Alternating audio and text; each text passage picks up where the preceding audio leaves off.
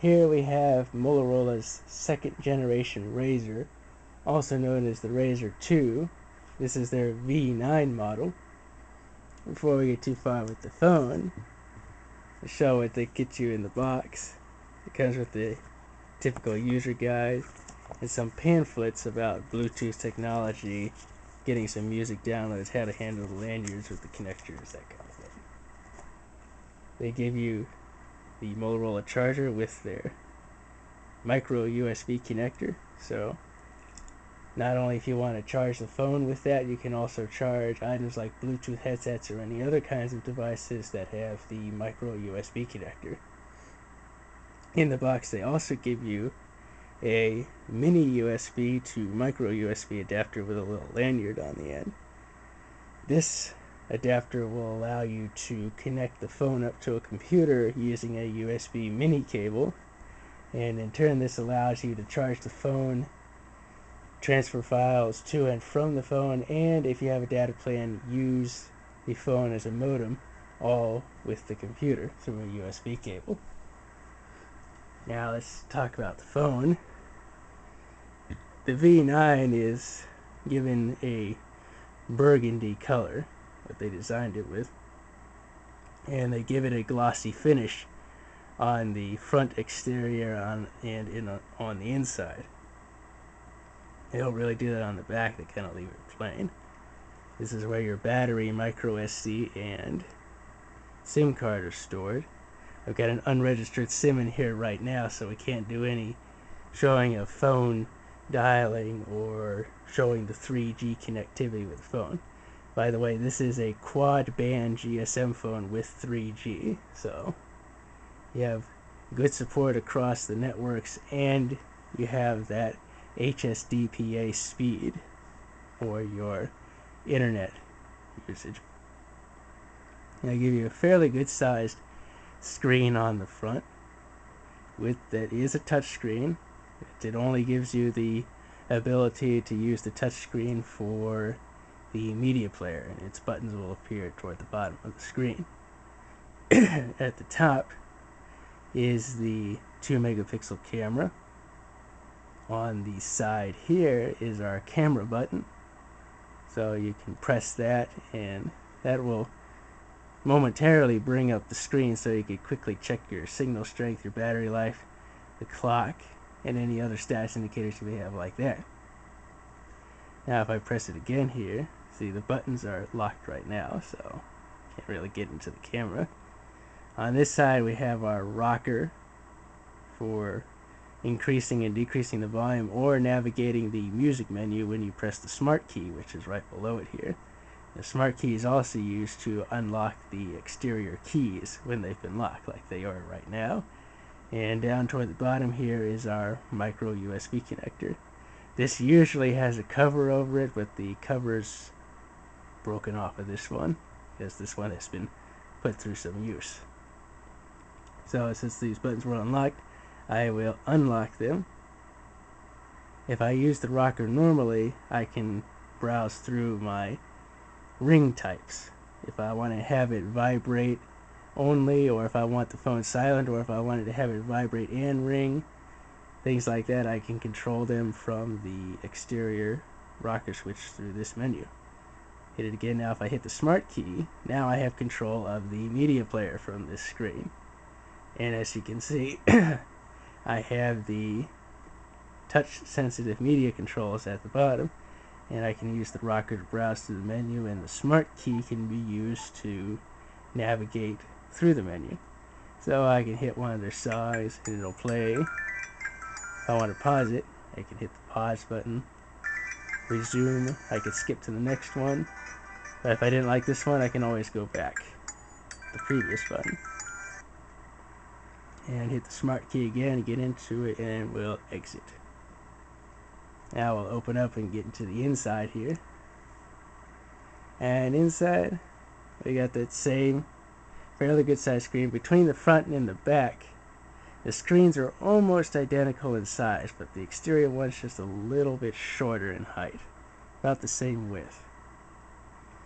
And our keypad is fairly well spaced out in size, so being able to message easily even with your thumbs only makes it real easy.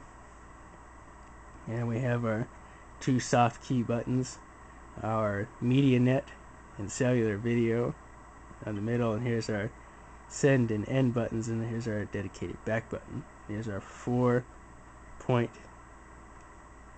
control wheel and a center OK button, and like I say, our normal numpads down here. Kind of a flat pad, and yeah, it can be a little slippery because they do have that glossy on there. And as you know, I should mention, if it's glossy, and I'm already can tell this right now, that it's putting a lot of fingerprints on the phone. So you have to understand that you may have to wipe it off periodically if you want to make the phone look real shiny. If fingerprints don't bother you, well, okay then. You can always get a case on this if you want to avoid having to do that. Screen turned off here, I'll bring this back up.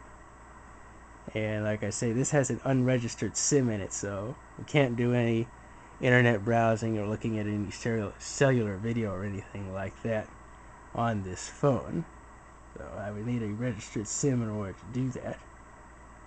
Go into our menu, and here we have our AT&T Music. On the side here, this is where I can access the music player from within the phone and do like what I was doing before, everything listening to music. And we get music ID, streaming music service, music videos, things like that that require the internet.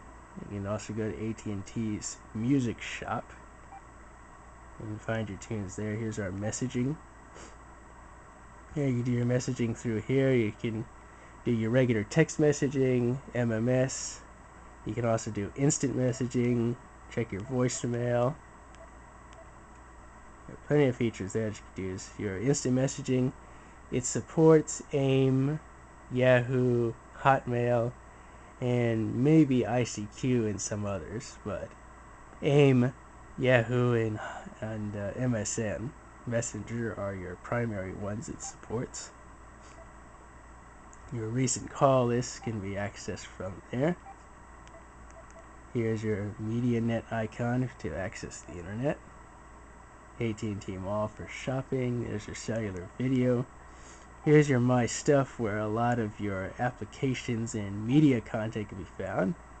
We go into the media finder. I can find my music, pictures that I've taken with the camera or that are stored on the memory card I transferred from the computer. I can find any videos I've taken, voice notes I've recorded, ringtones, wallpapers that can all be found from the media finder. Our games and apps.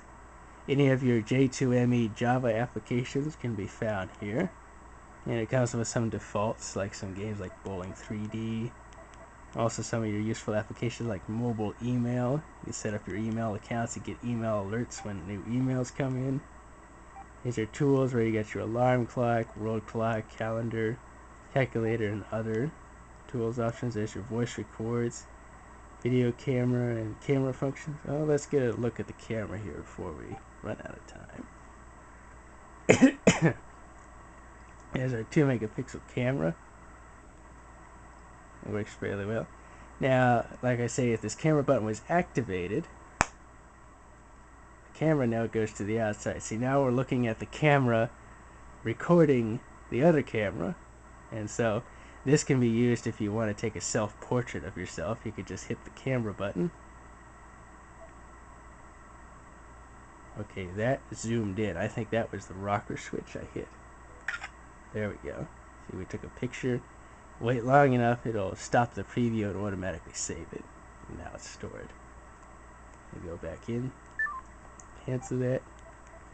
And if you want to find all your settings, you've got plenty of settings here for being able to customize the phone the way you want it. And you can find your address book from there.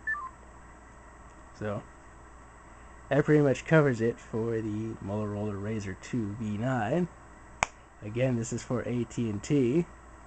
If you want to use this as a modem or browse the internet with it, you'll need to have a data plan, and I highly suggest an unlimited one if you're going to do that. And if you're going to do any text messaging or MMS or instant messaging, make sure you also get a messaging plan as well.